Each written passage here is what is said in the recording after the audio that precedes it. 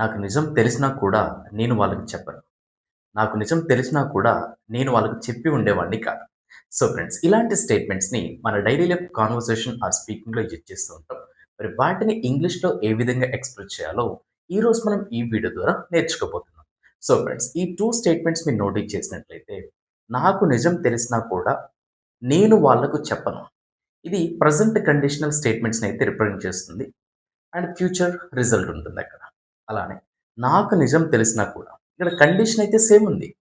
నాకు నిజం తెలిసినా కూడా నేను వాళ్ళకి చెప్పి ఉండేవాడిని కాదు. సో, ఇది పాస్ట్ రిజల్ట్‌ని అయితే రిప్రజెంట్ చేస్తుంది. సో, ఇలాంటి స్టేట్మెంట్స్‌ని ఇప్పుడు మనం ఇంగ్లీష్‌లో ఏ విధంగా ఎక్స్‌ప్రెస్ చేయాలో, సో, ఇక్కడ ఫ్యూ ఎగ్జాంపుల్స్‌ని అయితే ప్రొవైడ్ చేశాను. ఈ స్టార్టింగ్ 5 ఎగ్జాంపుల్స్ అనేవి మనకు present tense related examples. And ఈ లాస్ట్ 4 ఎగ్జాంపుల్స్ అనేవి past tense related examples. Alright friends. ఇప్పుడు మనం ఒక ఎగ్జాంపుల్‌లోకి వెళ్ళేసి డీటెయిల్‌గా నేర్చుకుందాం. అండ్ ఇవి మన కాన్వర్జేషన్‌లో యూజ్ అయితాయి కాబట్టి ఈ వీడియో లాస్ట్ వరకు చూసి ఈ కాన్సెప్ట్ మీద కమెంట్ అయితే తెచ్చుకోండి. Alright friends. Number 1 example. వర్షం పడినా కూడా వారు మ్యాచ్ కొనసాగిస్తారు. వర్షం పడినా కూడా వాళ్ళు మ్యాచ్ కొనసాగిస్తారు. సో ఫ్రెండ్స్, ఇక్కడ మనకు 2 పార్ట్స్ అయితే కనిపిస్తున్నాయి. ఏంటవి? వర్షం పడినా కూడా అనేది ఫస్ట్ పార్ట్ కండిషన్‌ని రిప్రజెంట్ చేస్తుంది. వారు మ్యాచ్ కొనసాగిస్తారు అనేది సెకండ్ పార్ట్. ఇది మనకు రిజల్ట్‌ని అయితే రిప్రజెంట్ చేస్తుంది. మరి దీన్ని ఇంగ్లీష్‌లో even if it rains, even if it rains అంటే వర్షం పడినా కూడా they will continue the match. They will continue the match.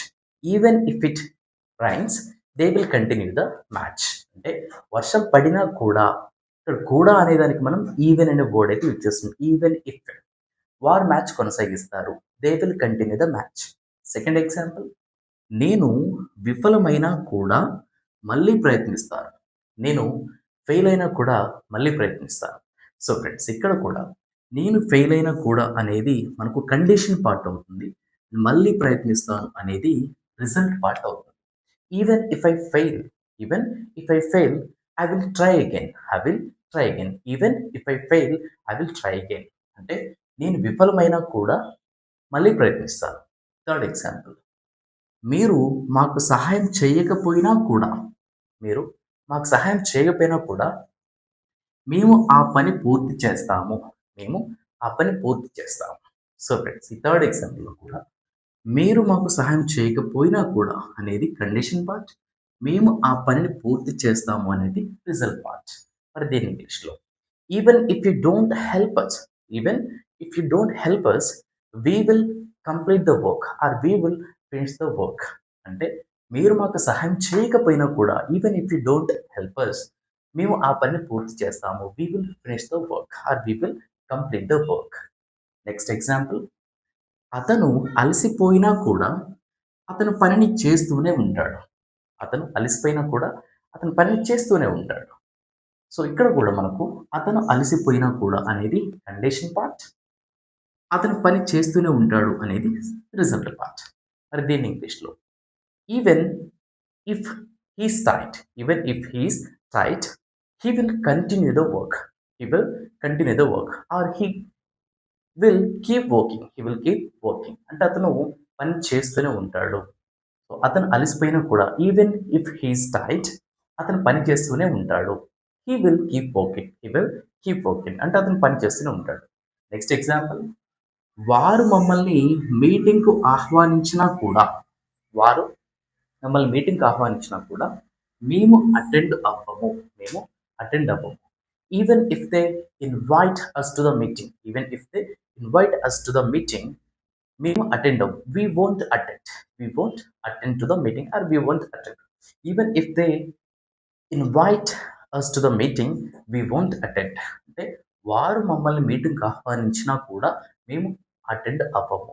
So friends, వీటిని మనం present tense and future result అయితే ఈ విధంగా ఎక్స్‌ప్రెస్ చేయాల్సి ఉంటుంది. ఇప్పుడు మనం పాస్ట్ టెన్స్ ఎగ్జాంపుల్స్‌ని ఏ విధంగా యూజ్ చేయాలో తెలుసుకుందాం. Example number 1. నాకు నిజం తెలిసినా కూడా నేను నా నిర్ణయాన్ని మార్చుకొని ఉండేవాడిని కాదు.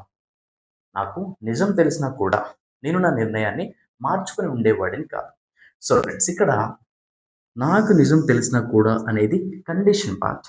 నేను నా నిర్ణయాన్ని మార్చుకొని ఉండేవాడిని కాదు, మార్చుకొని ఉండేవాడిని కాదు అనేది రిజల్ట్ పార్ట్ అవుతుంది. మోరోవర్ ఇది పాస్ట్‌ని అయితే రిప్రజెంట్ చేస్తుంది కాబట్టి దీన్ని మనం ఏ విధంగా ఎక్స్‌ప్రెస్ చేస్తామంటే నాకు నిజం తెలిసినా కూడా even if I had known truth, even if I had known truth అంటే నాకు నిజం తెలిసినా కూడా నేను నా నిర్ణయాన్ని మార్చుకొని ఉండేవాడిని కాదు. I would not have changed my decision. I would not have changed my decision. అంటే నేను నా నిర్ణయాన్ని మార్చుకొని ఉండేవాడిని కాదు. అంటే ఇక్కడ మనం పాస్ట్ పర్ఫెక్ట్ టెన్స్‌ని అయితే ఎక్స్‌పెక్ట్ చేసాం. అండ్ వుడ్ హావ్ ప్లస్ వి3 అయితే ఇక్కడ యూజ్ చేయాల్సి ఉంటుంది. Even if I had known truth, I wouldn't have changed my decision. అంటే నేను నా నిర్ణయాన్ని మార్చుకొని ఉండేవాడిని కాదు. నెక్స్ట్ ఎగ్జాంపుల్, అతను రాసినా కూడా అతను ఫెయిల్ అయ్యి ఉండేవాడు. అతను రాసినా కూడా అతను ఫెయిల్ అయ్యి ఉండేవాడు. సో, ఇక్కడ కూడా అతను రాసినా కూడా అనేది కండిషన్ పార్ట్. అతను ఫెయిల్ అయ్యి ఉండేవాడు అంటే పాస్ట్‌లో రిజల్ట్ పార్ట్. దీన్ని ఇంగ్లీష్‌లో. Even if he had written, even if he had written he would have failed. He would have failed.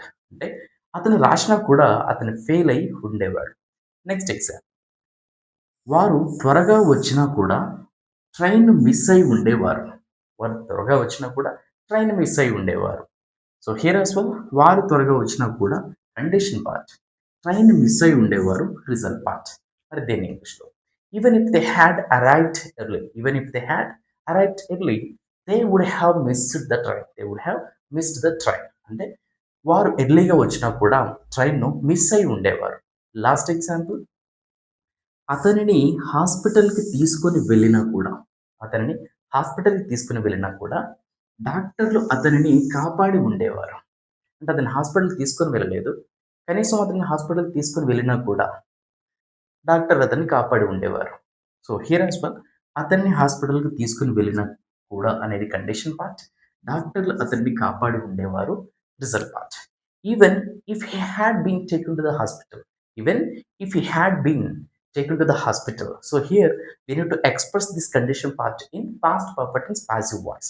Even if he had been taken to the hospital, doctors would have saved him. Doctors would have saved him. అంటే డాక్టర్లు అతనిని కాపాడి ఉండేవారు. Friends, ఇక్కడ మీరు ఒక చిన్న విషయాన్ని అయితే నోటీస్ చేయాలి. ఏంటంటే నాకు నిజం తెలిసినా కూడా నేను నా నిర్ణయాన్ని మార్చుకొని ఉండేవాడిని కాదు. సో, నేను నా నిర్ణయాన్ని మార్చుకుంటాను అనేది ఫ్యూచర్‌ని రిప్రజెంట్ చేస్తుంది. నాకు నిజం తెలిసినా కూడా నేను నా నిర్ణయాన్ని మార్చుకోను. సో, మార్చుకొని ఉండేవాడిని కాదు అంటే పాస్ట్, మార్చుకోను అనేది ఫ్యూచర్‌ని రిప్రజెంట్ చేస్తుంది కాబట్టి, మనకు కండిషన్ పార్ట్ సేమ్ ఉన్నప్పటికీ కూడా ఈ రిజల్ట్ పార్ట్‌ని బేస్ చేసుకొని మనం దాన్ని ప్రెజెంట్ టెన్స్‌లో ఎక్స్‌ప్రెస్ చేయాలా? పాస్ట్ టెన్స్‌లో ఎక్స్‌ప్రెస్ చేయాలనేది కొంచెం అవేర్‌గా అయితే ఉండాలి. ఈ కండిషన్ పార్ట్ అయితే ఎవ్రీ స్టేట్‌మెంట్‌లో మనకు సేమ్ అయితే ఉంది. ఓకే. నాకు నిజం తెలిసినా కూడా నేను నా నిర్ణయాన్ని మార్చుకోను. Even if I know truth, even if I know truth I won't change my decision. ఇది ప్రెజెంట్ టెన్స్‌లో ఎక్స్‌ప్రెస్ చేశాను. నాకు నిజం తెలిసినా కూడా even if I had known truth నేను నా నిర్ణయాన్ని మార్చుకొని ఉండేవాడిని కాదు. I wouldn't have changed my decision. So, దీన్ని మనం పాస్ట్ టెన్స్‌లో అయితే ఎక్స్‌ప్రెస్ చేసాం. సో, ఫ్రెండ్స్, ఈ విధంగా ఈ డిఫరెన్స్ అయితే ఈ సెంటెన్సెస్‌లో ఉంటుంది. ఈ వీడియో మీకు నచ్చినట్లయితే డెఫినెట్‌గా లైక్ చేసి నాకు సపోర్ట్ చేయండి. మీకేమైనా డౌట్ ఉన్నా కూడా ఎక్స్‌ప్రెస్ చేయొచ్చు. అనదర్ ఇంట్రెస్టింగ్ అండ్ యూజ్‌ఫుల్ వీడియోతో మీ ముందుంటాను. That's it for today friends. Happy learning and thanks for watching.